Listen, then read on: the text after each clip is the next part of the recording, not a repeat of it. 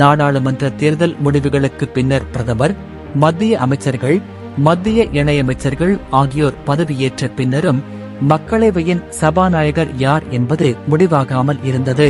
சபாநாயகர் பெரும்பாலும் ஆளுங்கட்சி அல்லது ஆளும் கூட்டணி தரப்பிலிருந்து ஒருமனதாக தேர்ந்தெடுக்கப்பட்டாலும் துணை சபாநாயகர் எதிர்க்கட்சியிலிருந்து தேர்ந்தெடுக்கப்பட வேண்டும்.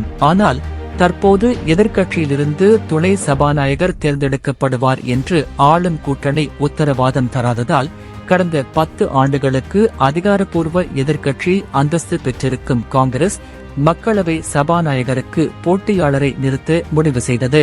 இதனால் 1976க்கு பிறகு மக்களவையில் சபாநாயகர் பதவிக்கு தேர்தல் நடத்தும் சூழல் உருவானது. அதன்படி பாஜக அங்கம் வகிக்கும் ஆளும் தேசிய ஜனநாயக கூட்டணி தங்களின் வேட்பாளராக கடந்த முறை சபாநாயகராக இருந்து ஓம் பிர்லாவை முன்னிறுத்தியது. அதேபோல் 8வது முறையாக தேர்ந்தெடுக்கப்பட்டிருக்கும் கே. சுரேஷ் என்பவரை காங்கிரஸ் வேட்பாளராக முன்மொழிந்தது. இத்தகைய சூழலில் நாடாளுமன்ற மக்களவையில் சபாநாயகர் பதவிக்கு குரல் வாக்கெடுப்பு நடத்தப்பட்டது.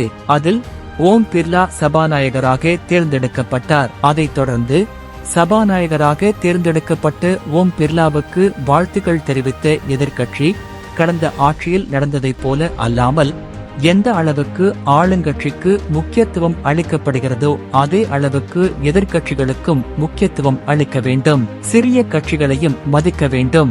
ஒரு சார்பாக இருக்கக்கூடாது.